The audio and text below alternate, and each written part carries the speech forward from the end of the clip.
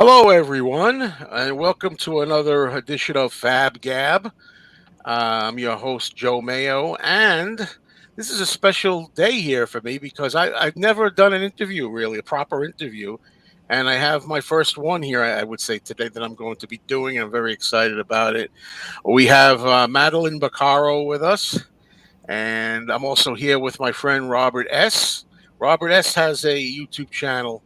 He deals with music that's not necessarily overplayed that you've heard a lot about. His channel's called Robscure, as in Robert S. Obscure music. Robscure Music, and he's joining me for this. And I'm very excited to have him here as well because he actually has a copy of Madeline's book, and the book is called In Your Mind, The Infinite Universe of Yoko Ono. And we'll talk later on about how you can get it and everything. And hopefully you'll be interested in pick it up. And talk a little bit about what I've learned about Madeline. She's a native New Yorker and a passionate rock and roll fan. And of course, you've contributed to a number of biographies, documentaries, including Stardust, the David Bowie story, The Wild One, story of Iggy Pop, Mick Ronson, the spider with the platinum hair. And your work has been in all kinds of magazines that you've contributed to: Discoveries, Goldmine, Mojo, Dazed and Confused. And I also learned that you, Madeline, have been writing the Sparks official international fan club newsletter for more than 20 years. Is that right? Yes, yes. Met them a long time ago and they appointed me, and they're the greatest guys. It's so nice. Yeah. Okay, very, very nice. All right, well, the first obvious question for anyone who hasn't already heard, and I'm sure there are people out there that don't know, can you tell us, Madeline, how you became interested in Yoko in the first place and maybe why you decided to write this book? Okay.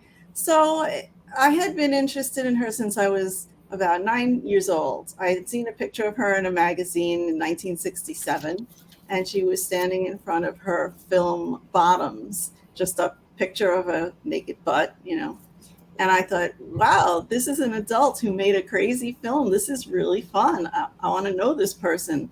And she looked really interesting. So I cut out, I still have the clipping. And I started saving everything I ever heard about her since then, which was 1967.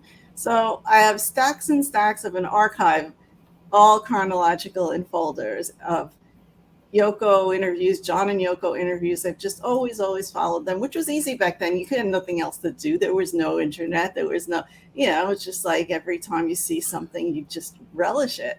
So I didn't really start out to write a book. I had just been writing about her since my friends were asking about a specific album, or I reviewed every concert I went to. I've reviewed all the albums, and people started asking, what does this artwork mean or that? And I saved everything she said about these things, and I've met with her a million times. We had a correspondence through the mail for a while, and then we ended up meeting up, and she would invite me to her exhibitions and her concerts and all. So I'd always grill her about certain things, and she knew that I understood her. And back then, nobody was really interested in her work, her art or her music. So she was thrilled to tell me all about it. And I would write down everything when I got home. So eventually what happened is a friend gave me some software where I could dump all my Word documents in and arrange them, because that was kind of why I was stuck. I had has the separate Word documents. So I was able to arrange them in a flow that made sense. And I realized I had a 500 plus page book. So that's how it evolved. And you published it yourself because, as I understand, you wanted it to be lengthy, and the publisher didn't want it to be that Well, lengthy. nobody wanted. They all said 250 pages max. And I'm like, look, this woman's 89 years old. She was active almost every day of her life, and everything she did was important. Whether it was art, music, her childhood was phenomenally fascinating. Some of it was horrible. Her family were like the Rockefellers of Japan, so she has a fascinating ancestral history. She had, a whole art career before she met John. Marries John, with him for 12 years, which seems like very little in comparison to the rest of her life. But they were in the news every day doing something important. And then she had 40 years after he died, where a lot of her time was spent managing his estate and getting his music and artwork out to his fans, which, people still say they don't like her or she ruined him or whatever, but she spent most of her life, giving us all this stuff from him and continuing her own work. So this is 89 years that I could not cram into 250 pages. Right. And I love that you said, people still, I have to bring this up. They're always are prone to right away going after her, right, putting her down. That still goes on, especially with social media. Right. And my channel that I have here is a respectable Yoko zone, as we say. There's no bashing goes on here under my watch. But they don't realize, a lot of these people, they think, well, Yoko, she just got popular because she was with John and she had no talent. She had a musical training to begin with, right? These people are misinformed. You can't, but they're so misinformed because they have ignored her completely, except for mouthing off on what they don't know. And I said this on a couple of interviews, that I was at the Fest for Beatles fans. I was welcomed there. It's wonderful. They're very Yoko friendly. But of course, there were some people who weren't that informed, and they Get Back documentaries out, and they said, oh, this was the first time we saw her moving and talking as a human being. And, she wasn't that obtrusive. And she was like, I'm like, okay, you don't even consider her a human being, yet you're perpetuating all these rumors that you've heard about her. Why didn't you, investigate it for yourself? I mean, she's actually a very caring, giving person. And for John to have loved her, she had to be pretty deep. He wasn't just, suffering fools. He needed stimulation, salvation, and she gave him all those things. So. And if I could just jump in here for a moment, you mentioned the Beatles Fest. And honestly, when I was at the Beatles Fest, I was listening to the authors panel, and I was there, quite frankly, because I knew Kit O'Toole through YouTube. And I wanted to hear about some of the other authors. And when it came to you, and you mentioned that you wrote a book on Yoko Ono, I said, I am going upstairs and I have got to talk to her. So we did meet at the fest. Yes. I did buy your book at the fest. We took this picture together at the fest. I'm a Yoko fan. And I appreciate that you did not only a book, but you did a 500-plus page book. It's very detailed. It tells not only about her time with John, but as you mentioned before, her childhood, her art, the Fluxus,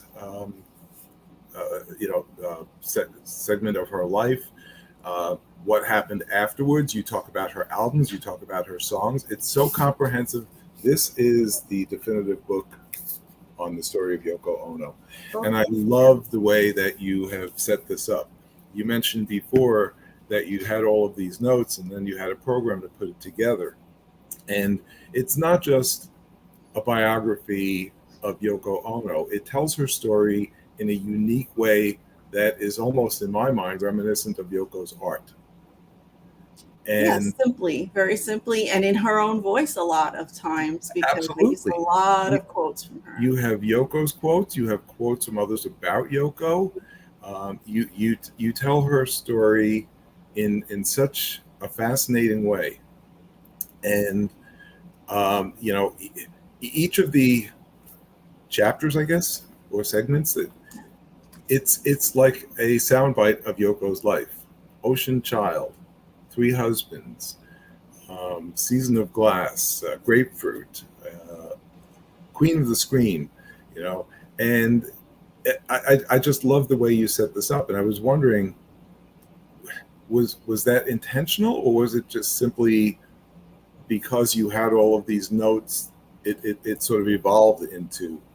It evolved. I had all the stories, and I actually put them it's chronological, really, because I didn't do a section on just albums or just songs. I put the album where it belongs in her chronology, so you could see how it affects her story. And I did put it all down, and I didn't rearrange it much. I said, "Whoa, this is the flow. This is how it should be." Right. It was. Well, I love reading it. Thank you. I'm so happy you did. I mean, I tried to get her personality across, her essence, her cosmic consciousness, I always say, because she really has a view of nature, of the world, of handling negativity that is so important. We could all learn from this. And Right. it's not just a book about an artist or a musician. It's just it's just so important that her messages get out there. Sorry to about this, Joe, but not to take over, but honestly, the one thing, and I learned a lot about Yoko, but the one thing that really struck me at the end of all of this is just how positive she is. Yes. And when you consider her circumstances, her childhood, her upbringing, the issues obviously that Beatles fans had with her, the things that she's been through in her life, she has such a positive outlook. And you should understand that from I mean, every Beatle fan knows the story of John going up a ladder, looking at the ceiling and seeing the word yes. That is Yoko.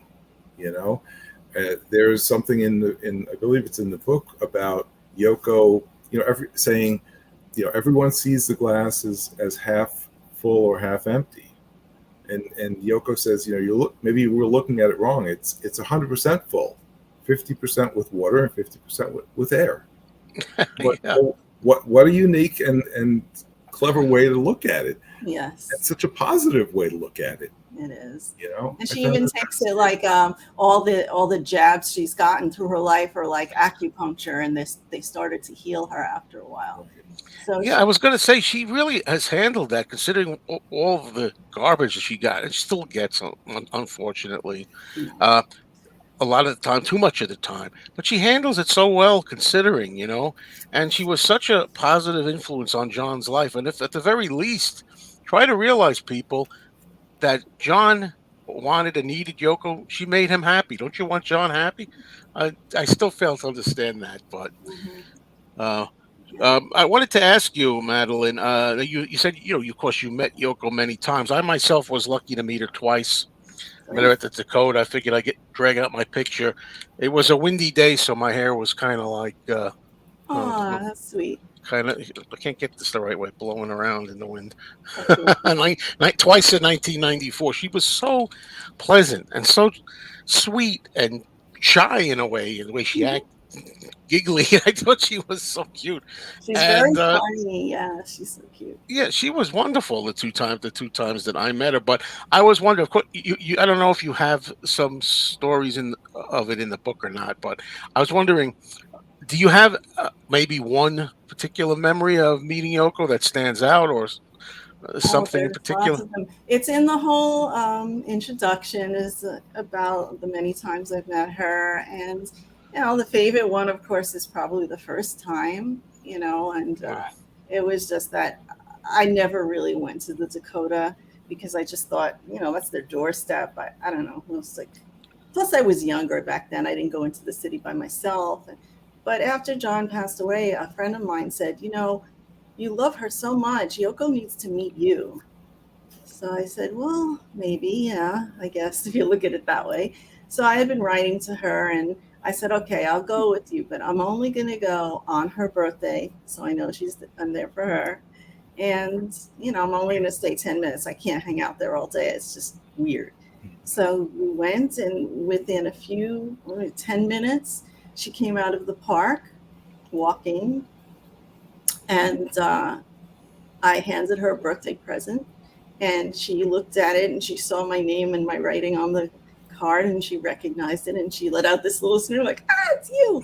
And she gave me a hug, and she was like, oh my God, I'm so happy you're here. Blah, blah, blah. Like we knew each other for 100 years. And she was just so warm and loving, and she kissed me and she hugged me so many times. And it was just magical. And that from then on, she started inviting me to her art exhibitions and her exhibitions of John's work. He had that book, Skywriting by Word of Mouth, that she put out. She invited me to a party for that. It was this big dance party at this club called the Saint, where they had done, it was formerly the Fillmore East, where they had done that concert with Frank Zappa. So I'm like on this hallowed ground dancing with Yoko where that happened. And they played Walking on Thin Ice. And everybody was just dancing. Usually people run out, or they're like, oh, this Yoko. And I said, Yoko, look, everybody's dancing. And this is her. She goes, maybe I'm becoming too commercial. So, yeah, right. Maybe that's a problem. yeah. Because that was such a dance hit. It was a hit for her really. Her For number Yoko. one, and when she was 70 years old, it became right. And John had predicted it, right? Yeah, and he was right on with that, and it's so catchy. He was obsessed with that song when they were doing it, and rightly so. It's so good. That makes me think. Do you have a favorite Yoko song or album? Okay, so with the Beatles and Yoko and everybody else, actually, I always pick the double albums, right? Because there's so much more on them. More stuff. So I will love, there's two very different ones. One is Fly, which is a lot of experimental stuff, and there's a couple of rockers on there. And the other one is Approximately Infinite Universe, which I've named partly the title of the book after. And that's straightforward songs with Elephant's Memory backing her, tremendous band, fantastic songs. I mean, this woman, she has such a variety of styles, and she has so much to say. So those are my two favorite. This is my favorite, and at around this time, I mean, she was a feminist, and John was a feminist, but I don't know how many people really appreciate that. Mm-hmm. Well, she's always been a feminist. Her grandmother was one of early in a feminist group in Japan, and her mother, was more of a socialite. She was a strong woman, but she wasn't as much as the grandmother was. And then Yoko's following album to Approximately Infinite Universe was Feeling the Space, which was really all about feminism. And she you got it already. I start getting mine out. Over to her side, with that. And, John worshipped his mother, so he wasn't too far for him to go. He had a rough patch there when he was younger, lashing out, at everything, including women. He admittedly didn't treat Cynthia correctly, and who knows how many other girls.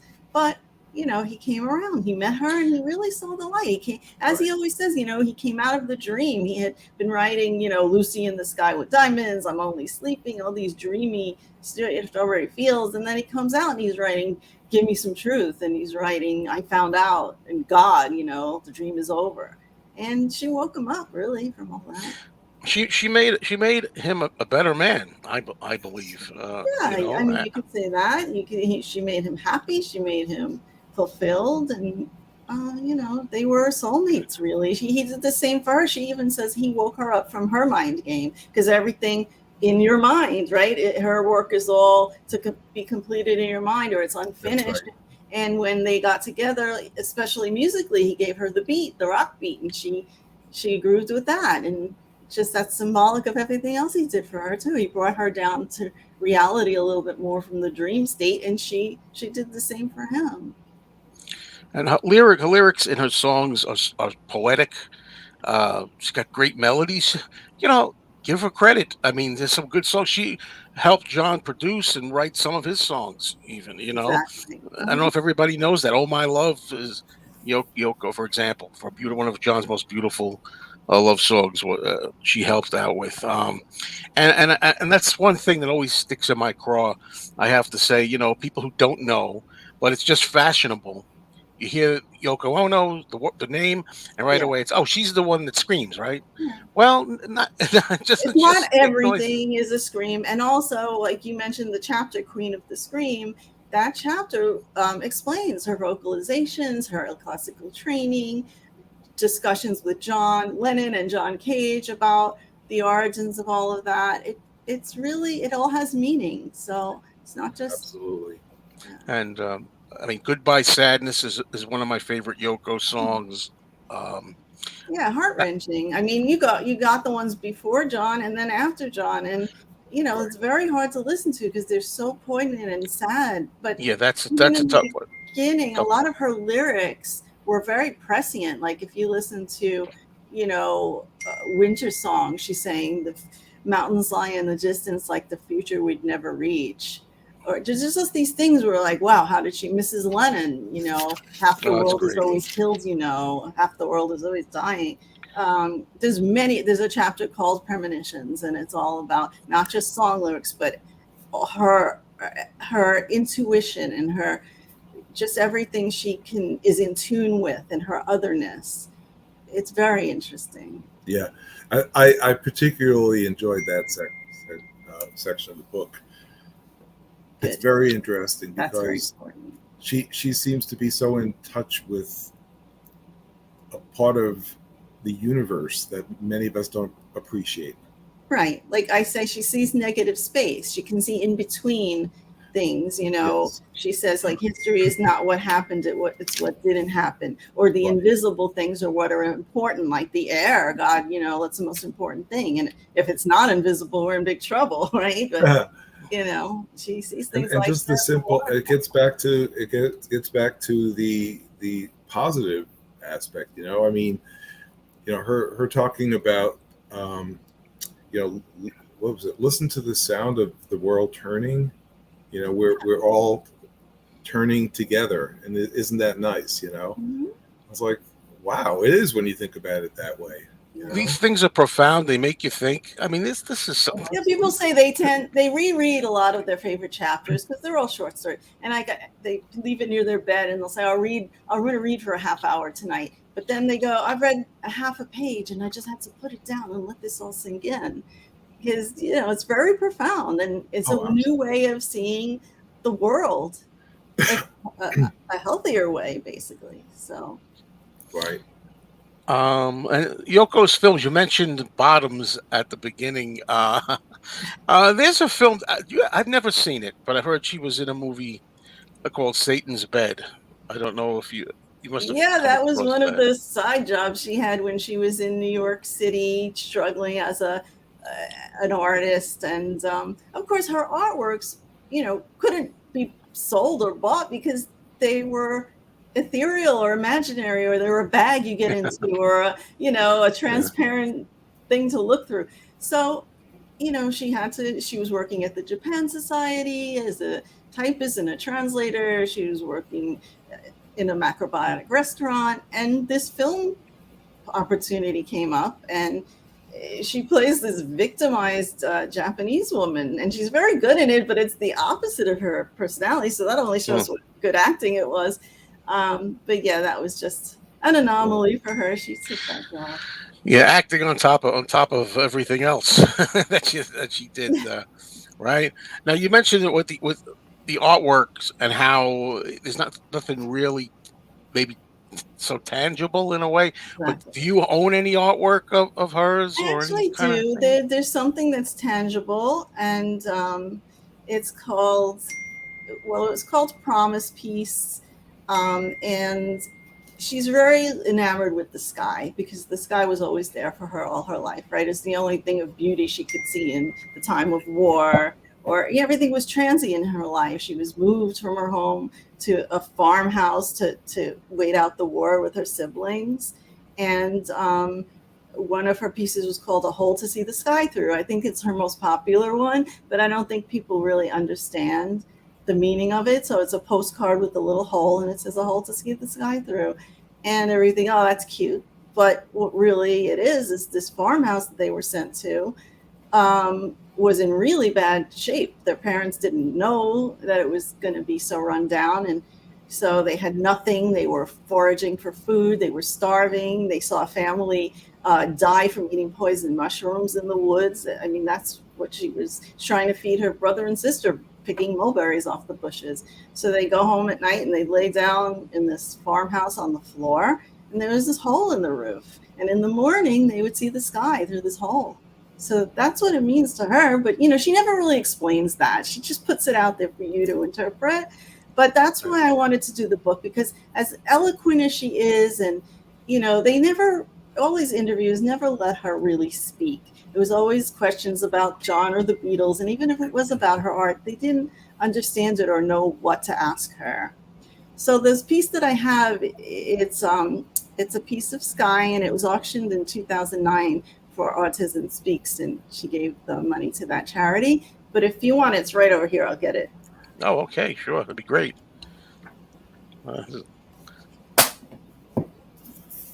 So again, the book A is good called time to show the book. In Your By Mind. the way, The before you Infinite show that, I University love of- the cover of the book. By the way, too. Thank you. I'll talk about that too. This Oh, is the okay. sky. It's kind of a perspex, 1 inch or 2 inches thick jigsaw puzzle piece of the sky, and it's signed on top.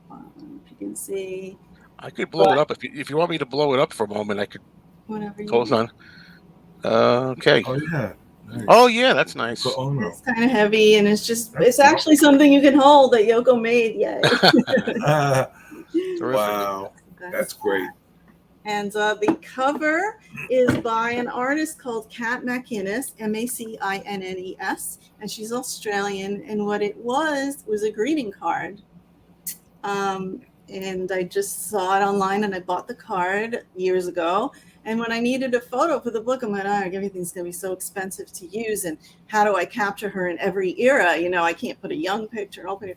So I just felt like this really, really, you could tell it really looked like her in every era. And it's everybody's saying, oh my God, she's got that mischievous smile. It's just so perfect.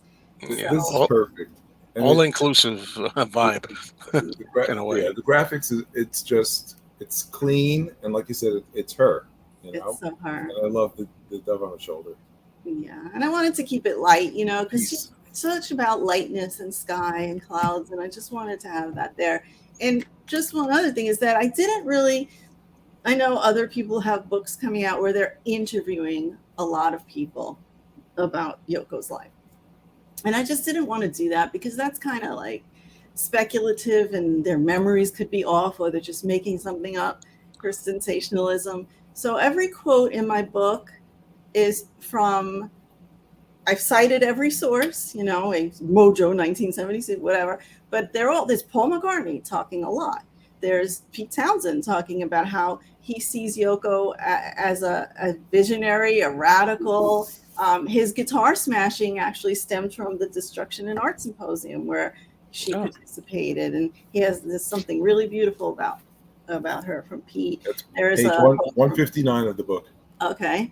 And there's from Phil Spector, Klaus Vormann. There's people with tremendous insight who really get what she meant to John and what she meant to the art world and just her true meaning in general. So that's why the book, even though it's so voluminous and thick, it's all quotations and they're all indented. So there's really not as much as you really think is like tons and tons of text. It's her talking, John talking, Sean, a lot of quotes from Sean.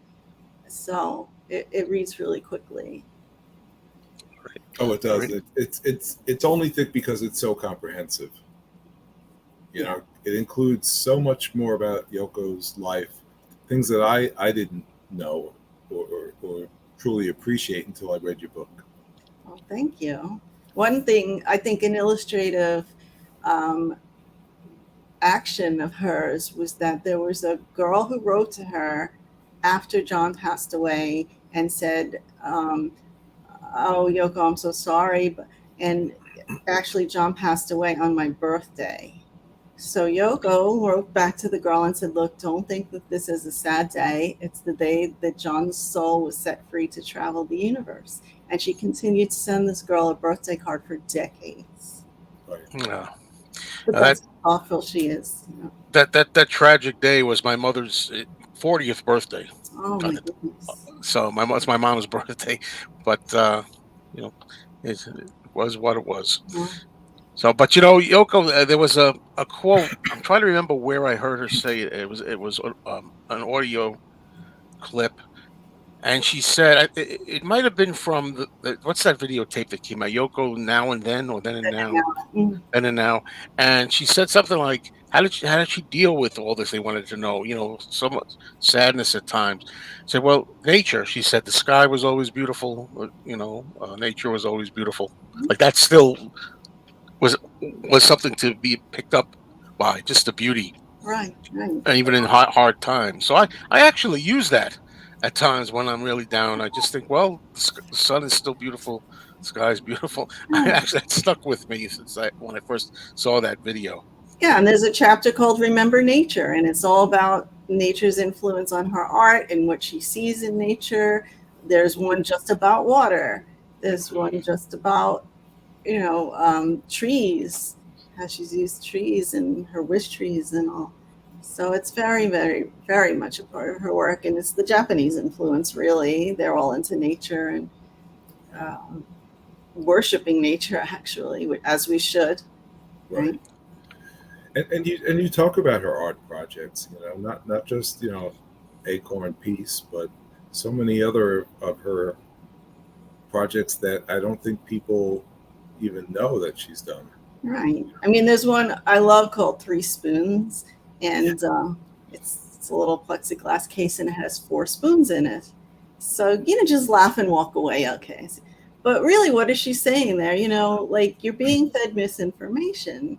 You're Right. being told it's three spoons, but it's four. So, who thinks about that? A lot of people don't get it. They have to just see a painting of a house on a farm, a picket fence, and that's it. But Otherwise, it's it's not really art. also simple. That's the thing. Like people look at abstract art or modern art, circles and squares on a big, and they can talk about it to each other. Yes, I look at the field and the way he uses that color. And Yoko gives you this thing, and then just laugh and walk away. But it's much more simple than this thing you're trying to figure out, which really probably has no meaning at all. So I don't know. She gets a Right. raw deal. Yeah, she does sometimes, and like you said earlier, a lot of her art is conceptual art, and it's unfinished, and she wants you as the viewer to finish it in your mind, Hmm. and I think that unfortunately too many people just simply say, well, I can't be bothered, you know Possibly, yeah. Can't be bothered. Or they don't get the meaning that she conveys, but she doesn't really care that much about that. She just wants to make you think. And really, I think the bottom line is she wants to awaken you to your own inner power. Because all she keeps saying is, dream together, we can do this, that we have the power to do anything we want to do. Right. And we're so busy, she always says, we're busy being entertained like kings and queens. We're watching these competition shows, and really, we all have the same amount of talent and brilliance. I mean, why are we watching and judging each other? And she says this is going to be a fad. This is going to pass in the future. We've got to evolve from this. And we're using the internet for entertainment when it's such a powerful tool to use in other ways. And, she Yeah. sees the importance. And she's was ahead of her time, certainly back then, Right. and over people's heads. I Yes. think even now, which it's a shame. But I think there are people I see coming to my channel in the comments that appreciate Yoko. New people say I'd never really used to, and now I do. People tell me. So hopefully, your book is going to enhance that I and hope bring so. more I hope people. they'll buy it. That's the thing. Is first of all getting the word out there because I'm self-published, so of course self-promoting. And to hire a publicist, I did the calculation, and I don't have to sell 1,000 books to get out of the red, and then another 1,000 to pay the. So I just have to do as much as I can on my own, and it's a shame because I need the publicist now. I need to get the word out there. But you guys are a big help, and I've got to get the image of the book over. This is not just about an artist or a musician. It's about a way of thinking and a woman who has been trying to tell us all along, some important things that we need to consider. Well, I really hope that I've helped with this channel in some I think small way, and I know you've been making the rounds. I've a few places. Hopefully, I'll see if anybody else I know can that'd be help great. out. Yeah. And Right. Robert, do you have anything else Well, that you? I purchased this at the Beatle Fest in New Jersey. Will you be at the Chicago Fest? Will I this will be not be available? at the Shake Fest. I wish I would be there, but Oh, I okay. was I'm just not a very good traveler. And I was sick for 2 weeks after that one. I don't have the constitution, but Okay. I'll Well, do. anyone watching this channel who is going to the August Chicago Fest, you can purchase this online, I believe. Yes. Madeline, maybe you can tell us, where can you purchase your book? Yeah, let us know. So the hardcover book that you're holding is available only at conceptualbooks.com, because there's a signed edition that I can only mail out myself. So that's conceptualbooks.com. And the softcover is on Amazon, and it's also on BookBaby, conceptualbooks.bookbaby.com or bookbaby.conceptual. And I have something at Conceptual Books at iCloud. That's my email. That's the contact for anyone who wants preview the book or my press information. I see. Okay, Amazon. And well, anyway, thank you so much for all of this lovely Yoko talk, and to expand people's minds, hopefully, when they hear this. Thank you. It was great talking with you, Madeline. And anytime if you want to come back, please, you're welcome. Oh, thank you, Jill. Thank you, Robert. It's been great. It was great seeing you again. Thank you for everything. Thanks. All right, everybody. Thank you all for watching. Thanks.